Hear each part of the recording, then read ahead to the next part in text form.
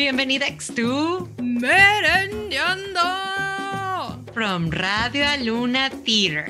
And this week we're taking a look at the year we just had. A year full of eating at the Panera, at the Panda Express, a full panorama, pandemonium. Or whatever you want to call this pandemic. Happy 1 year of physical distancing, everybody in Toronto. When was the last time you were touched by another human being? We have been physically distancing for a whole year. And for artists like us around the city, that has meant that we haven't been able to do theater the way we used to or performance the way we used to. So we invited some of our favorite artists in the city to share with us how this year has been for them. And we will introduce them a little bit later in this episode. Camila. Okay. What do you wish you knew 12 months ago? Like, this is such a rude question, and we wrote it.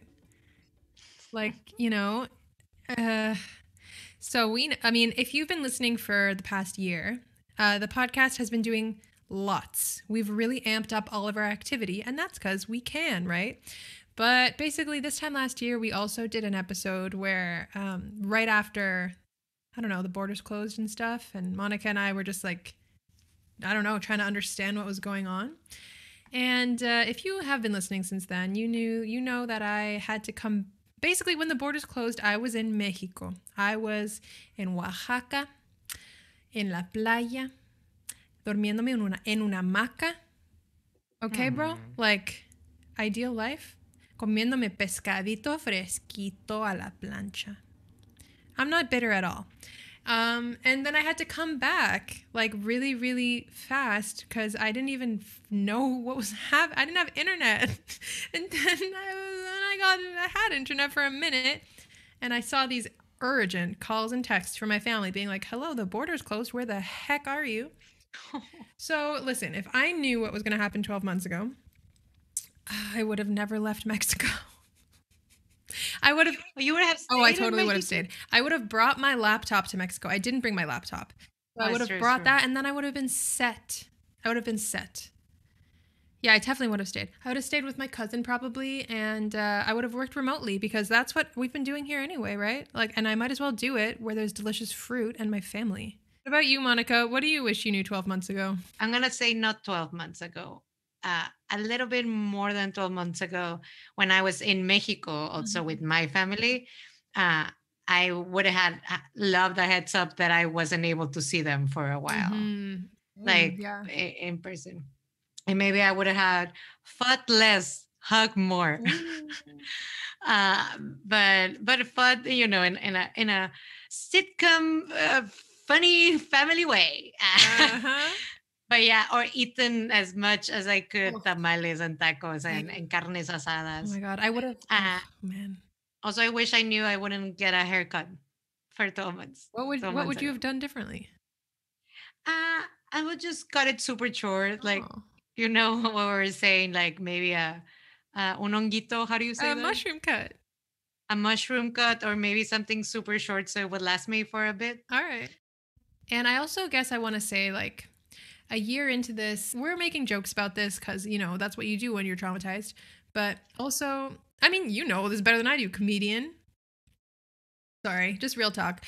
But you know, there's been a huge human toll to this all too. Like, it's hard to talk about. There's just so many layers, and there's a lot of grief too. Something that it has allowed us, this Pandy, this Panera, to do is to connect with artists and community members and activists outside Toronto, which that has been a little gift that we have had. So we have talked to people in Australia, Vancouver, Mexico, United States, Finland, New Orleans. Yeah, so I think that's one of the little gifts that we have seen. And also doing this podcast too, we also learn of all the other stuff we have in our archives, and that's how the conversatorio started to know. There was like, oh, look at all these conversations we had when we could gather. It's so cool to hear those conversations because everyone's just sitting together in a room thinking together. It's so rad. Yeah, breathing breathing on in each the other, same space. drinking water. Yeah. Yeah, but they're also so smart. Like they gathered like experts to talk about really important things. So I'm really excited about the conversatorios that are going to be this year too, because it's like this Panera has kind of made you look at what you've done. I mean, I'm going to talk for myself. Make me look at what I've done. It's made me look at the life I've created for myself and the things I've done and the things I've learned and like kind of reflect a lot. So these conversatorios are kind of, I think, Aluna Teatro's way of reflecting on what they've done and the conversations they've had, because just like, you know, premieres of new Canadian works only get one production and then they're lost in the ether forever because no one wants to do a second production, which is stupid. We shouldn't just like have these conversations once and never think about them again. Like there's so much gold there. But also knowing where those conversations will take place now, it's really interesting to see. As well, then Aluna Theater created the studio series. Ambitious. Yeah, which has been a great, I was going to say experiment, but like, a great process. Yeah. So we have seen artists create and record remotely now. And it's like, whoa, how interesting and how many roles to do stuff remotely. Oof. But also it's just amazing to see where it's like where there's a wheel, there's a way. I feel that's the studio series like theme. But yeah, it's been really nice, and we are so excited for the season to share with you more of that. Yeah, because like audio, you know, listening to people talk like right now, like Monica and I, it's great. But like we are storytellers, you know, and experimenting with how to tell you a story with all of our theatrical knowledge, but just through your ears is a really fun challenge. And I think people are really making some incredible things this year with the studio series. Yeah. And last year, because Monica shared The Cunnilinguist, which is a show in process. And like, if you haven't listened to it yet, like, oh my God, it's just so good. Like, just you laugh and you cry, and it's only through your ears.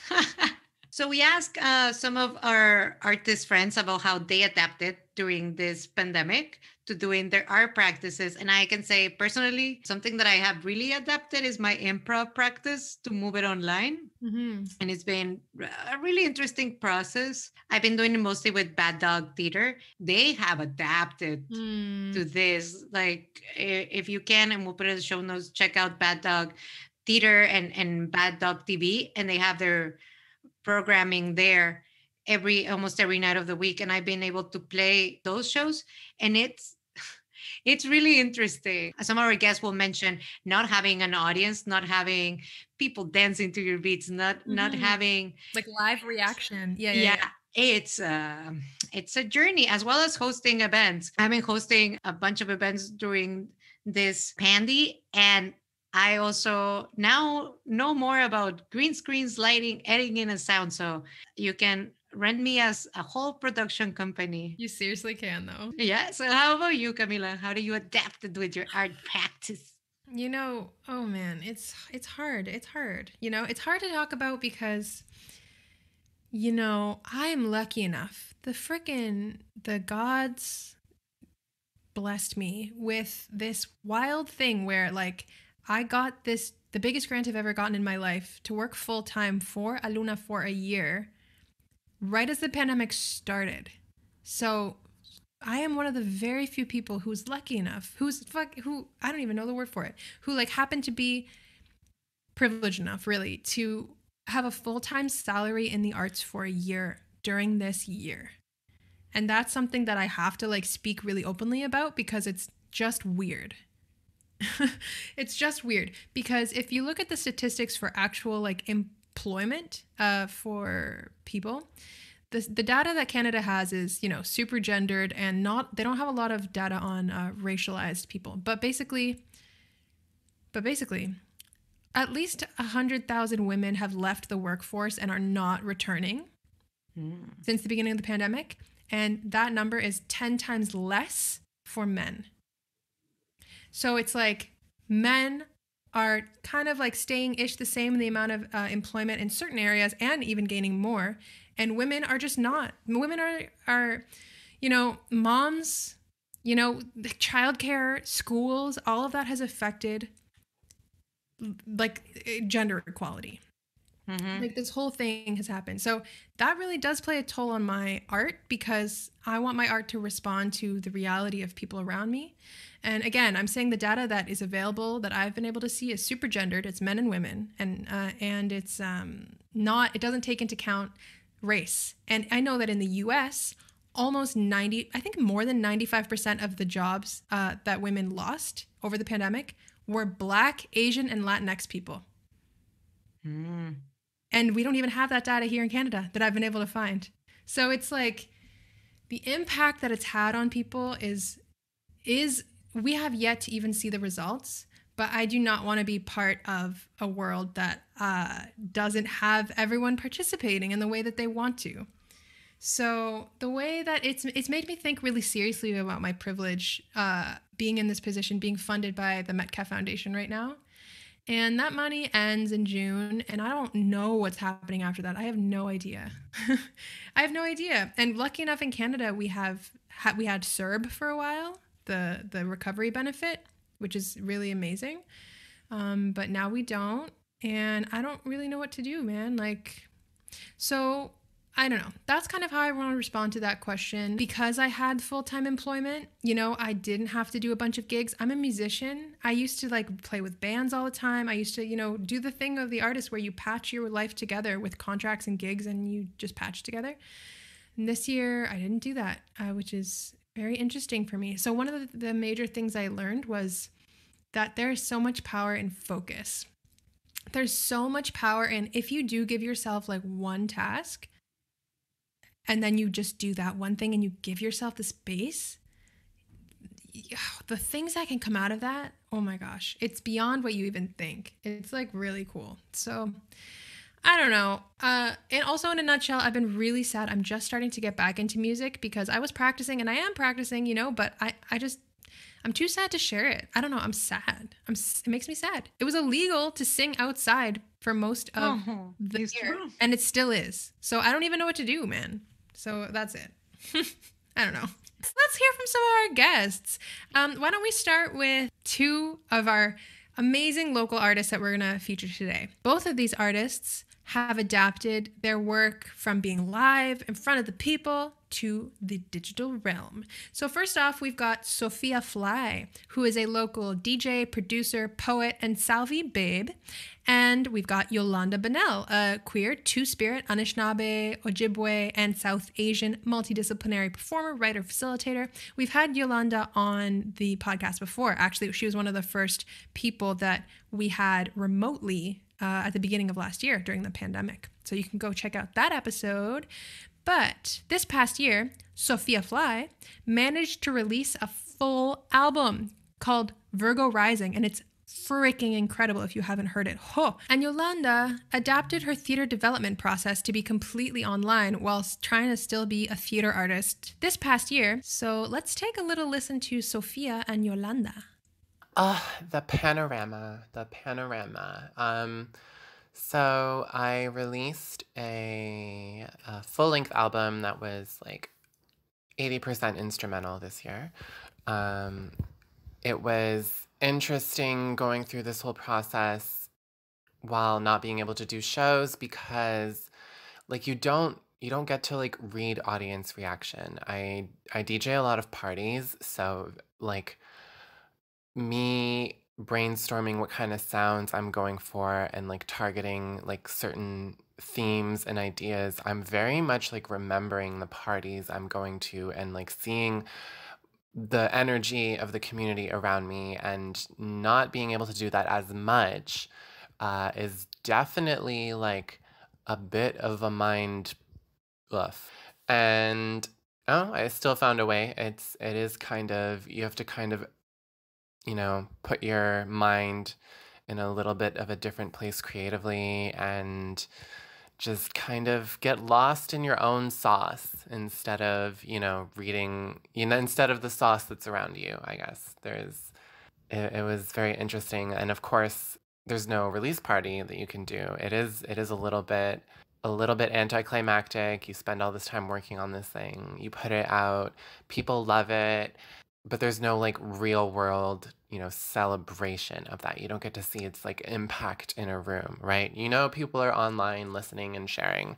So that's cool. So you still get a little bit of, dopamine from that, but it's just like a little small dose. It's not quite the same. Still rewarding in its own right. The gigs I'm doing now have also kind of taken on that a little bit too. I realize that throughout this panorama, I'm still finding a lot of opportunities for networking, for building my resume, doing shows, meeting new people, creating art, having audiences. But it's all digital and like it's something again, but it's not as like dopamine inducing as, real life validation. Online validation's cool, but I don't know, likes can only get you so far. It's I don't know if the human mind is wired that way. Annie, it's Yolanda. I had a lot of workshops booked that were meant to be in person for both My Sister's Rage and White Girls and Moccasins. And mostly we just had to move them online. Rage was supposed to have a 2-week in-person workshop that I was really excited about, bringing some out-of-town artists in. I secured all of that funding, and then the pandemic hit, so I had to sort of change those plans, and we altered it down to 1 week, moved it all online, and had shorter hours because I knew at that point, I think most of us knew that, being on the screen for so long was going to be damaging. So we needed to make sure people felt comfortable even in their own spaces, and we didn't want to overwork anybody, so we tried to keep it like to short 3-hour 4-hour sessions, and so I was able to get some work done that way. But mostly it was just moving things to a virtual sort of setting.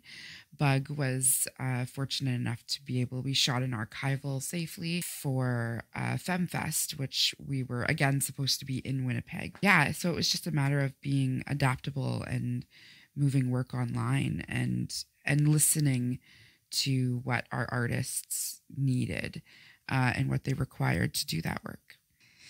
It's been very difficult to create in this pen era. I have struggled a lot because of my energy levels. So it takes a lot of energy for me to create, and it takes a lot of energy from me to do facilitation work, which is what I've mostly been doing. I did go away for a week to a cabin type place on Lake Simcoe back in the fall, which was the best idea I had. So I went away for a week to begin to write a new play called The Eighth Fire. And that was really great. I was able to sort of shut out the noise of the city and the routine that, we all are finding ourselves in, and be in a different environment and be on land, be able to go and be on the water that my ancestors spent some time on. So that was nice. And yeah, but other than that, it's been really difficult. And I find that I need to leave my environment in order to write right now, or only do one thing at a time, which, I mean, why were we doing more than one thing at a time anyway? On the notes, you can find Sofia's and Yolanda's social media handles. You can find where you can see Sofia DJing. She has her shows on Twitch, so check it out. They're so good if you just want to dance in your kitchen, your living room, your room. Yeah. And Yolanda has got her social media handles. You should totally go follow her work. She did publish a play this year. You can also buy that book. We're going to just leave all the links in the show notes. Next, we're going to hear from Rhoma Spencer and the Party People Collective. Rhoma Spencer is an actor, play creator, director, and comedian, and is a veteran theater practitioner. And the Party People Collective, consisting of Jordan Camp and Liz Staple, a beautiful, dynamic duo of queer, multidisciplinary artists. They both presented performance work live in front of the audiences in real time outside like real, Like the good old days. like we saw it, like we were did. there. We went with our bodies. And they both presented their work as part of the Bricks and Glitter Festival. Rhoma's show Quarantine was literally out on the street downtown with live music and gorgeous physical theater. The party people collected presented a show called The After Party in a little park for one audience member at a time. We asked them more about their creative process, and this is what they said. My name is Rhoma Spencer. This was the first time I was directing an entire physical theater piece. As a director, as a playwright, I tend to direct, theater that is narrative driven. And I created Quarantine out of pure necessity to stay sane during the pandemic. And the difference with this particular piece, as I said, is having to work with two dance theater artists. They were what you call a triple threat. They can sing, they can dance, they can act. But however, what the challenge I brought to them was that I didn't want them dancing, that this piece was basically a movement piece. Yes, it is inspired by dance, but I wanted them to come to it from a place of understanding viewpoints. I was exposed to a number of workshops with the Luna Theatre, actually, when we were doing Solitudes, and I really, really got to love the notion and the idea of viewpoints. And I had in my head that I wanted to direct a piece that is entirely viewpointed. So in a way, of course, it was totally different from anything I've ever done. And my own thoughts about how the pandemic has impacted the arts industry here in Toronto. I mean, in the earlies, people were at a loss as to, where do we turn, what do we do? And as time go by, they had to find ways and means to make themselves relevant, those arts, theatre companies, production houses. And I remember one of the very first ones that come to mind is Convergence Theatre Company, where they did something called the COVID Confessions, where they asked people to, just with a 1 minute soundbite, to phone in or send us a text or a video, their own confessions around COVID.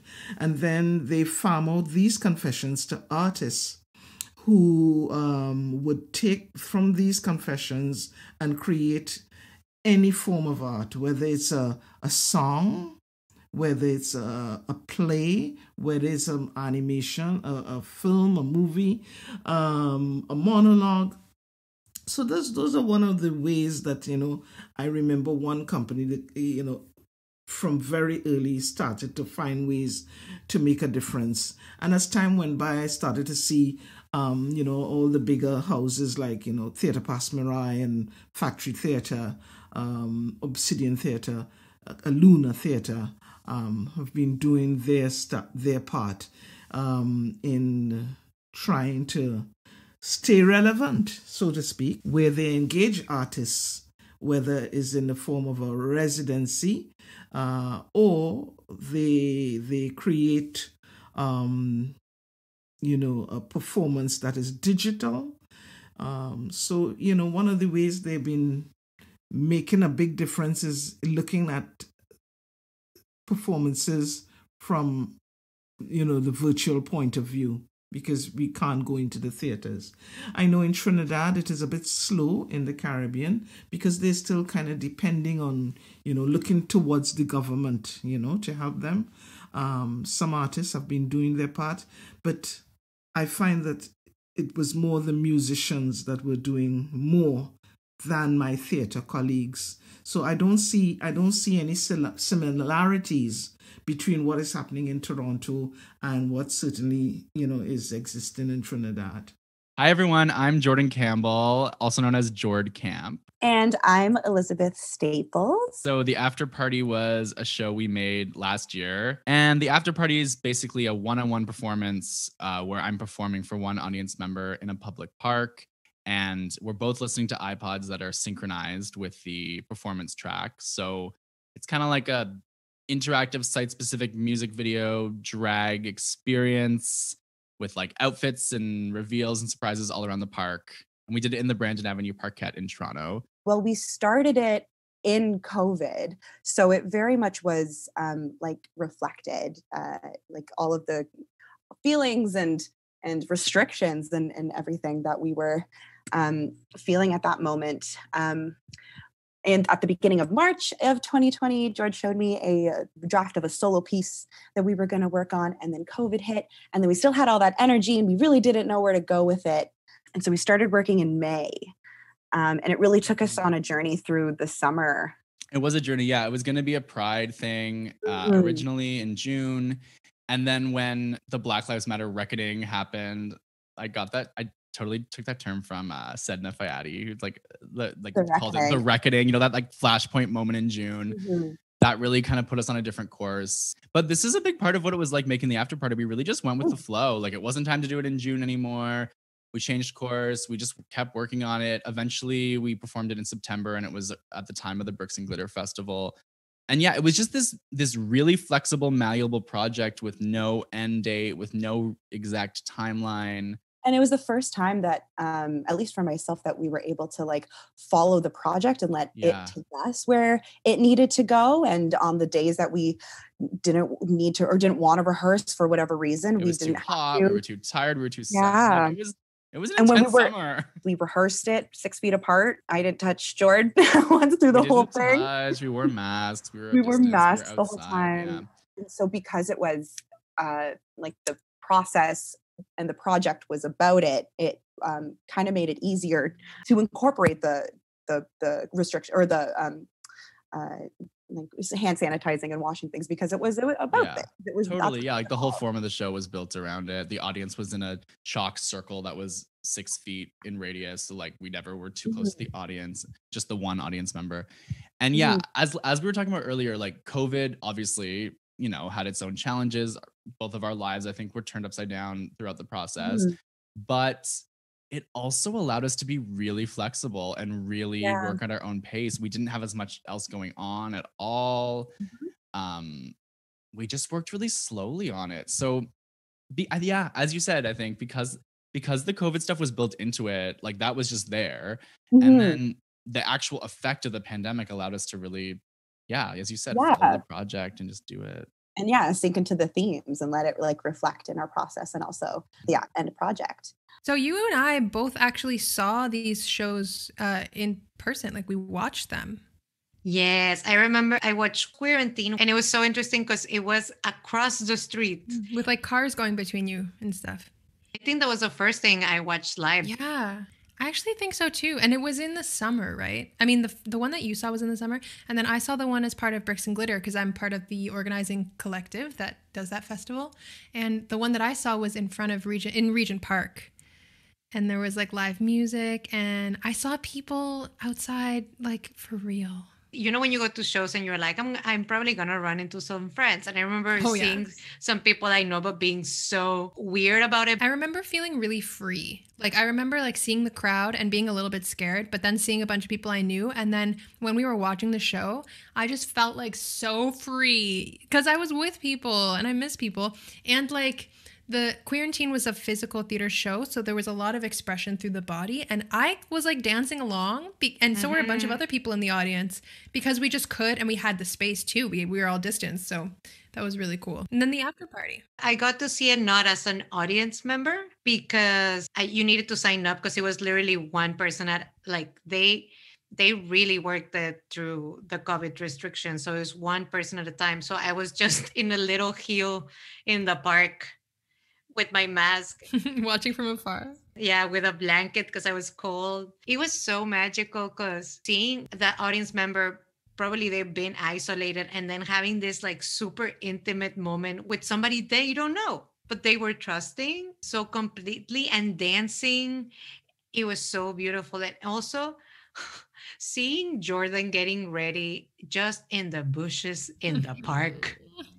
So queer. I love it. When I went to see it, behind me there was like bushes and stuff. So that's where George had all their stuff. So they were changing and there. And in the street, this truck stopped and was like, "Watch out." They were yelling at me like, "Watch out. Oh There's my a God. man behind you. There's a man behind you." And I'm like, "Yes, I know. It's okay." But I love it because they were so worried about me. And I'm like, "It's a show." But that people do not expect theater to be happening in their parks, you know? Seeing also not only people who were there willingly as audience members, but just people who just happened. I loved it. I loved it. Yes, Queer and Tea was in front of a Tim Hortons, and people were just coming in and out of the Tim Hortons being like, why are there so many drums out here? Like, what is this sound system? And they're just living their lives. And I love that. And who knows what maybe the summer will bring. I hope it brings joy. I hope it brings joy, and I hope it brings some sort of like theater or performance. We asked all of our guests about some of the projects that they did this year, but then we also asked them 2 questions. The first one was, what do you wish you knew 12 months ago? Which Monica and I answered at the beginning of the episode. And then we also asked them, if you could give another artist one piece of advice for working during this pandemic, what would it be? And this is what they said. I wish I knew how to diversify myself as an artist. Clearly, not just 12 months ago, but a couple of years ago, because during the pandemic, I find myself being more creative. It's like if my creative juices have turned up a notch. You know what we'll say, my creativity turn up. Yeah. I find myself doing film. I never saw myself as a filmmaker, but I felt that I could do it. And I did just that. Did a film. It was for a 1-minute film festival. And I did this 1-minute film, submitted it to the festival, and was accepted. And then, of course, the joy of being accepted, being the only Canadian throughout the world. You had a lot of Latin Americans, people from Europe, that was part of the festival, and I was the only one from Canada, and it had one other person from the USA. So that gave me even more encouragement to do further. So I went on to do a 5-minute film and also submit that to festivals and was getting in. So both the 1-minute film festival, the 1-minute film was getting into a couple other festivals, and then I decided to do a 5-minute film as part of my Aluna Theatre residency quite recently. If I could go back 1 year ago and kind of tell myself something, I guess one, I would obviously tell myself like how long this thing is going to last, because oh my goodness, in the beginning, the uncertainty just drove me crazy. And then slowly, I started to like understand what the deal was. The second wave didn't take me by surprise. Like I knew our government was incompetent. I knew it was going to come again. So yeah, here we are a year later, and I don't know if I would have done anything differently, honestly. It was very much just focus on your craft and stuff. I guess the one thing that I wish I picked up on a little bit sooner was figuring out my live stream setup. That's been a thing that's been kind of hard to figure out. It was like difficult to know what platform was the best. Like, is it Facebook Live, Instagram Live, or Zoom parties? And I'm very focused on Twitch right now because it's a platform that you can really grow on. You can actually monetize pretty easily. It's not like, YouTube or Instagram where you need like so many followers and like, connections to make the smallest amount of money. Twitch seems a lot more achievable, reachable. So I wish I focused on that a little bit sooner so that I could have like had a little bit more momentum after a year of doing it. I've only been doing it a couple months. Well, I mean, I wish I knew this was going to happen so that I spent more time out in the community.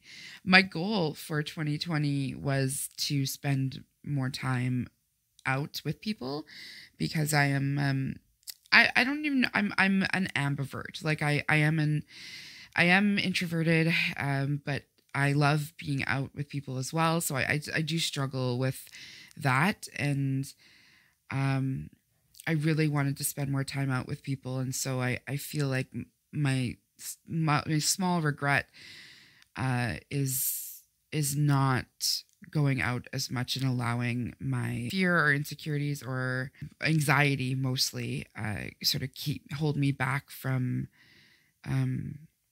going out and sweating all over people. No. So I wish I knew that I could do that more, or just do it. I just wish I was doing it more. So did it more, because now we can't. So yeah, I guess I wish I just knew that this was going to happen so that I could jam it all in there. That's so weird. We're at the beginning of March now, and to think back, I've been thinking about this a lot, like what it would be like, you know, last March when the pandemic hit, knowing that it would last this long, because we really didn't. Like, we were even at one point, I think, discussing like, if we do this show in September, is it even relevant? Because maybe the pandemic will be over, but like, obviously not, far from over. But I guess in a way, sometimes I wish I knew it would go on this long, because I would have planned more long term instead of just like month to month. But at the same time, I'm kind of glad that I didn't, because I was just really in the moment. I don't know. For sure. And I think that, just in relation to that, I would have liked to tell myself that I am in control of a lot more than I think I am. That time is irrelevant, and the things that I thought that I was using to like propel me forward in terms of my job, in terms of my community, in terms of my like external connections, is that I can make that all. We have all been making that all within our rooms by ourselves, with other people through our own devices. You know what I mean? So yeah, you're just in control of a lot more than you think you are. And so take control of the things that you do have control over. It's going to be okay. Yeah. You got to make work for yourself, and you got to make those connections when you can. And it's we've all had a crash course in consent and boundaries. So, and if I could give advice to anyone else, I guess, like, take this as an opportunity to own in on your craft and get better at it, and also own in on like what you want to do. I spoke earlier about how it's difficult to like know who you are as an artist when there's no like audience reaction and engagement around you to like kind of inform that. But I guess the advantage of that is there's also no like audience interaction engagement to kind of taint what your true vision as an artist is. As a DJ, I was DJing a lot of, kind of parties and clubs that kind of expected top 40 throwback, your typical night out music, which I was happy to oblige to. It's not like I can't have fun doing that, but it is very much like there's a certain level of accessibility to a wide audience that you kind of slowly cater yourself to do when you're trying to make a living as an artist in the city. And it's nice that I don't have to do that anymore. I can really focus on the music that I truly like, the sound that I truly like, and what I believe my audience is, or whichever. So I think everyone should try and take the opportunity to do some soul searching as artists. Follow your gut and honor your feelings, and honor your boundaries. And if the creativity or inspiration isn't happening, know when it's time to like kickstart it, and know when it's time to just maybe not create in that moment, maybe not cancel, postpone, change, for sure. I would also say keep going. Like, so yes, of course, like at the same time, honoring where you're at and, not forcing anything. But I do think it's an important time for us to just keep working however we can. Sometimes we couldn't or didn't want to or couldn't meet in the park. We'd work over Zoom. Maybe we couldn't do a whole rehearsal. We just have a quick chat. But if you can just keep going, I think it's a really important. We need artists right now, is what I'm trying to say. We need artists. We need art. We need innovative things. We need creativity. We need connection. So if you can find a way to keep going, it's important. We need you. Yes, exactly. Stay safe. Follow all the protocols. Wear your mask. Socially distant. For sure. That's first and foremost. But more than that, I would encourage them to, just as I did, to diversify. Do not see themselves, just as creative artists in one particular discipline. I'm sure they find themselves dreaming of wanting to do something else. But pre-pandemic, we were all very busy, just living our lives. So we weren't able to live out our dreams. I would say this is the time to try and do that, because, it's not like it was before, where we busy going to rehearsals, going to the theater to perform, going to auditions. It's not as busy as it was before. So you have the time to look at what other things that you wanted to do and do it. Just go out and do it. My advice would be that working also includes working on yourself. So my advice is to take time.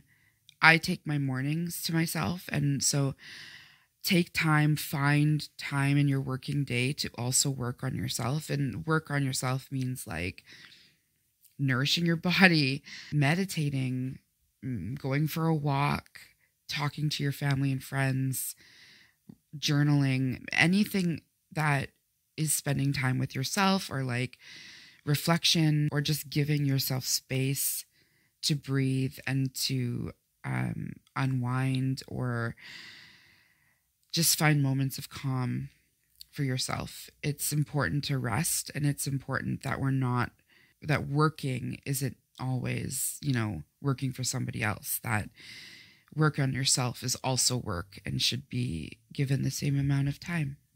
So Monica, if you could give another artist one piece of advice for working during the Pandy, what would it be? Don't be afraid to reach out. I feel that's something that I keep reminding myself, that I'm surrounded by people that love me, that people that care for me, that just because I can't spend time with them physically or see them as often as I used to, that doesn't mean that they don't love me. Something that I keep reminding myself to have time, not only to be alone, but to not give myself too much time to be alone, and to make myself available to other people, to be like, if you need to reach out, know that I'm here. And I think as artists, we keep forgetting that, because we're like, I can do it on my own. I don't need to bother people. I was like, don't think it as bother, just think about it as like collaboration and discussions and community building, and be, as others have said during this interview, is like, be gentle to yourself and listen to yourself. Being an artist, it's I think a lifestyle. You don't need to be creating new things all the time to call yourself an artist. And drink water. What about you, Camila? It's hard to give advice when you're in the middle of it still, Like, I can try. I mean, I definitely think reaching out is just as important as reaching in, you know what I mean? And I think that because we've been so isolated, I think a lot of us have had to come to terms with ourselves in ways that we have never had to before. So I think that's kind of happening. And I just want to send love to everybody, because that's really hard sometimes. I just want to tell every artist listening to this, and every creative person, everybody with a creative soul who's listening to this, we need you. Right at the beginning of this pandemic, we were told that we are not essential and we should all just stay home and be quiet. And we didn't. A lot of us didn't, A lot of us started making work online or just work for ourselves in our own spaces. But I think that a year in, we're still kind of in the same place. And I think that we really do need you. We do. And we don't need the you from a year ago. We need the you now. We need the you that you've become.